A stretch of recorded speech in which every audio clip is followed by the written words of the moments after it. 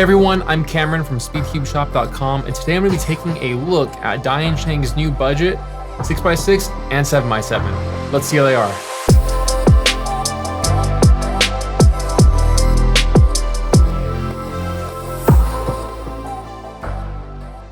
So DianSheng has been expanding on their solar line of budget cubes, which is currently a 2x2 through 5x5. They now have added the 6 and the 7, so I'm really excited to see how these stack up, because budget big cubes typically can be kind of hairy. There's really no middle ground between a budget and like a flagship. It's just either budget or flagship. We don't really have many in like the intermediate range. So for everyone who always cares about the stats, I'm gonna go ahead and run through those right now. So these both come exclusively in stickerless plastic as of right now. The plastic is a frosted finish, just like the rest in the other series. Looks nice. The shades are very high contrast, easy to recognize. So I think that they're definitely good for most people's preference in color. Now looking at the actual measurements, the 6x6 comes in at 65 millimeters and weighs 170 grams.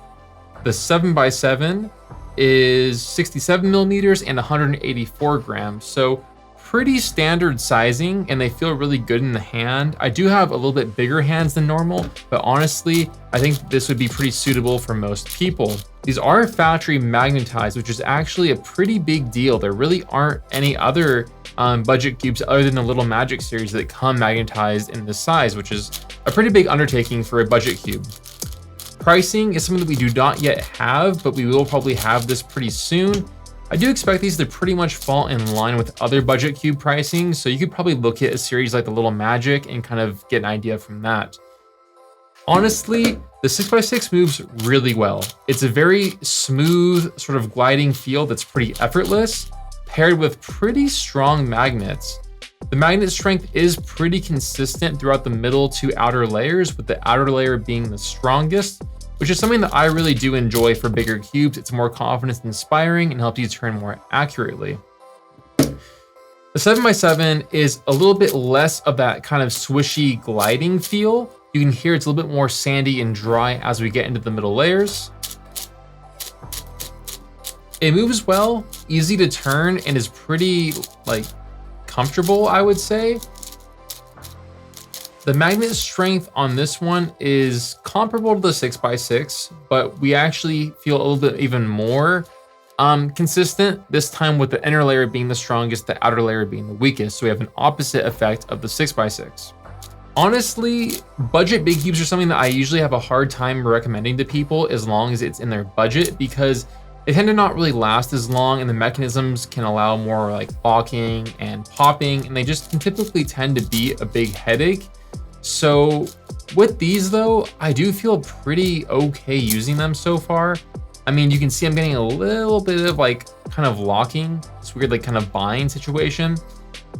That's partially probably due to the tension setting, but with these big cubes, you only have so much leeway with how tight you can make the screw before you make the turning and the corner cutting absolutely useless. So I will be messing with these a little bit more, but honestly, if you are a intermediate solver, I would say these are probably a pretty decent option.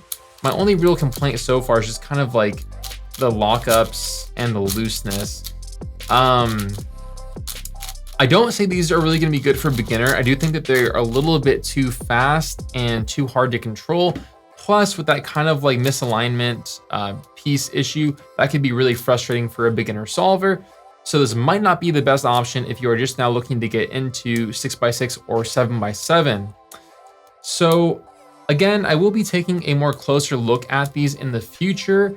Let me know what you want me to cover, if you want me to compare to any other ones like Little Magic, and I will definitely take a look at doing that for you guys. We do also have a video on the new Solar S series that came out just before this one, so if you missed that, be sure to click the link up there somewhere to cover the new Solar S 2x2 and 3x3. With that being said, I hope that you guys enjoyed this video, and I will see you all in the next one. Thanks.